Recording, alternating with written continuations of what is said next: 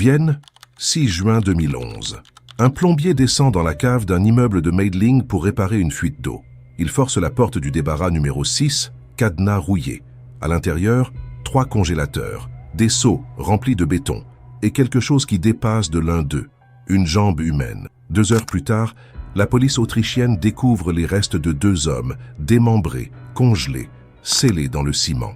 Au-dessus de cette cave, une boutique parfaitement ordinaire, Schleckeria, un glacier tenu par une jeune femme mexicaine au sourire charmant.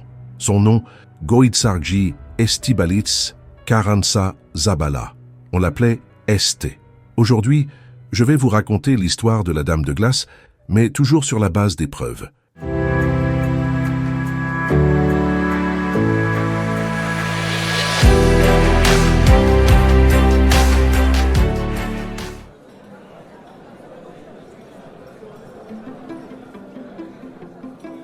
Este naît le 6 septembre 1978 à Mexico.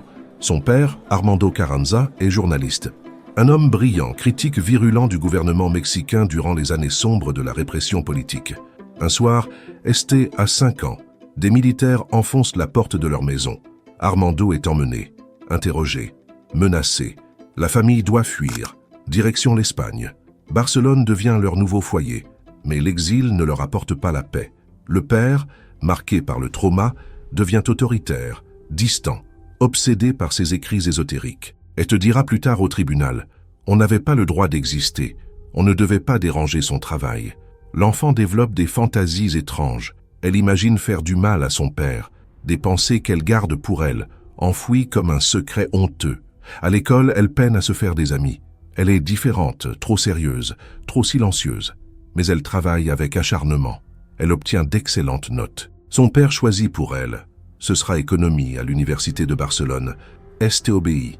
Elle obéit toujours. Durant ses études, elle rencontre son premier amour. Une relation qui dure 5 ans. Este se voit déjà mariée, mère de famille. Elle en parle à son compagnon. Il recule. « Je ne suis pas prêt », dit-il.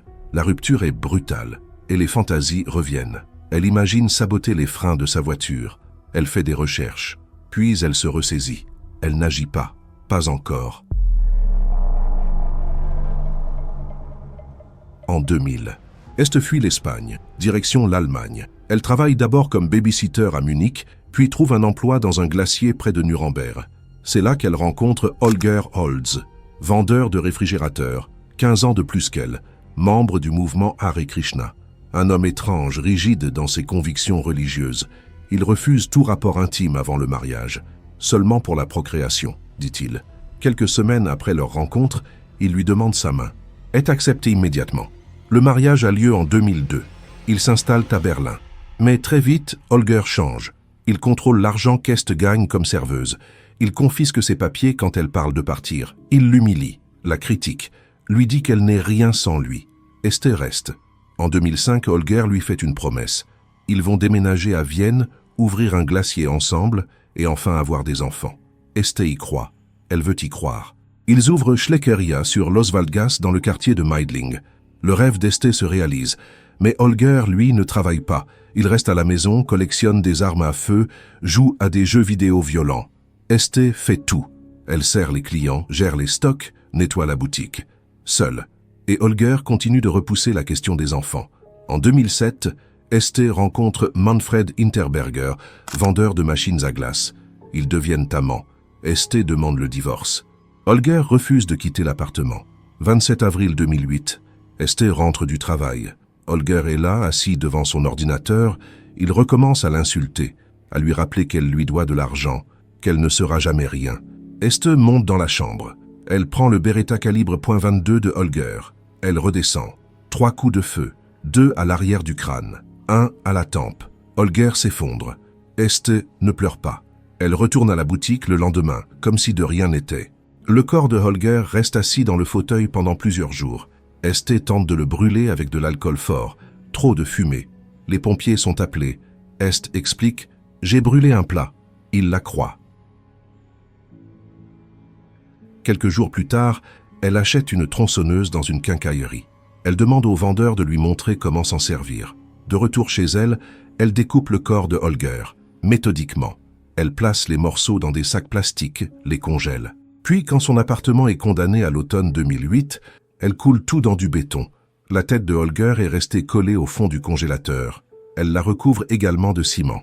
Avec l'aide de 2 connaissances qui ne se doutent de rien, elle transporte les seaux dans la cave de Schleckeria. Quand on lui demande où est Holger, Este sourit. Il est parti rejoindre un ashram en Inde. Personne ne pose plus de questions. Este vit désormais avec Manfred Hinterberger. Elle pense avoir enfin trouvé l'homme de sa vie. Manfred investit beaucoup d'argent dans Schleckeria. Este ne pourrait pas le rembourser sans vendre la boutique, mais Manfred est infidèle. Constamment, il la pousse à faire de la chirurgie esthétique, rhinoplastie, lifting, augmentation des lèvres, pour être plus belle, dit-il. Et quand Este lui parle d'enfant, il refuse. Il en a déjà. Il n'en veut plus. Este sent la même rage monter. Ce sac plastique autour de la tête, comme elle l'écrira plus tard dans son livre, l'impression d'étouffer, de devoir absolument sortir de cette relation. Mais elle ne sait pas comment. Alors elle planifie. Elle prend des cours de tir pour améliorer sa précision. Elle achète une nouvelle tronçonneuse. Elle suit une formation sur le mélange de béton. 21 novembre 2010. Este et Manfred rentrent d'une promenade. Ils se couchent. Elle attend qu'il s'endorme, puis elle prend l'arme cachée sous le matelas. 4 balles à bout portant dans la nuque. Cette fois, Este ne fait pas d'erreur. Elle a recouvert le sol et les murs de bâches plastiques. Elle découpe le corps, le congèle, le scelle dans le béton, comme Holger. Mais le problème, cette fois, c'est que les gens remarquent la disparition de Manfred. 4 jours après le meurtre, sous la pression, Este signale sa disparition à la police. En décembre 2010, elle rencontre Roland, un ami de Manfred. Début 2011, elle tombe enceinte. 6 juin 2011. Le plombier trouve les corps. Le 7 juin, une voisine parle à Este de la découverte dans la cave. Elle évoque Manfred. Este ne dit rien. Elle vide son compte en banque, récupère son passeport, prend un taxi pour l'aéroport. Elle achète un billet pour Paris. Mais au moment d'embarquer, elle panique. Elle sait que la police l'attend. Elle fuit à nouveau. Taxi jusqu'en Italie. Elle se cache à Tolmezzo sous un faux nom, puis à Udine, chez un artiste de rue qui accepte de l'héberger. L'homme, troublé par ses propos incohérents et ses pensées suicidaires, contacte la police. 10 juin 2011, 7h30 du matin. Este est arrêtée. Elle est enceinte de 2 mois. Este avoue immédiatement. Tout, les 2 meurtres, les découpes, le béton. L'Autriche est sous le choc. Comment une femme si petite, si frêle, a-t-elle pu accomplir cela seule? On cherche des complices. On n'en trouve aucun. Le 24 juin 2011, Este est extradée vers l'Autriche. Le 11 janvier 2012, elle accouche d'un petit garçon dans un hôpital de Vienne. L'enfant est confié à son père, Roland. En mars 2012, il se marie dans la salle d'interrogatoire de la prison de Josefstadt. Le procès commence le 19 novembre 2012. L'expertise psychiatrique est sans appel. Este souffre d'un grave trouble de la personnalité. Elle est pleinement responsable de ses actes et elle représente un danger permanent pour la société. La psychiatre Adelheid Kastner explique: elle se soumet entièrement à son partenaire dans une relation, mais n'est jamais heureuse dans cette position. Incapable de rompre, elle trouve des moyens déviants de résoudre la situation. Au tribunal, Este est calme. Elle reconnaît les faits. Elle les qualifie de répugnants. Mais elle ne pleure pas. Si je commençais à pleurer, les gens diraient « Quel genre de drame est-ce ?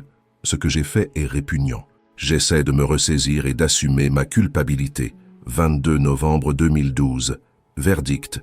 Prison à perpétuité. Internement en hôpital psychiatrique de haute sécurité. Este purge sa peine à la prison d'Asten, en Haute-Autriche. En 2014, elle publie ses mémoires, Mes 2 vies, la véritable histoire de la Dame de Glace. Le livre se vend à plus de 10 000 exemplaires. Roland, son mari, la critique publiquement. On ne devrait pas faire commerce avec les morts. Ils divorcent en août 2018. Qu'est ensuite une relation avec un codétenu, Martin. Ils se fiancent, puis se séparent en juillet 2019. Aujourd'hui, Este vit toujours derrière les barreaux. Son fils, Bruno, a été élevé par ses grands-parents à Barcelone.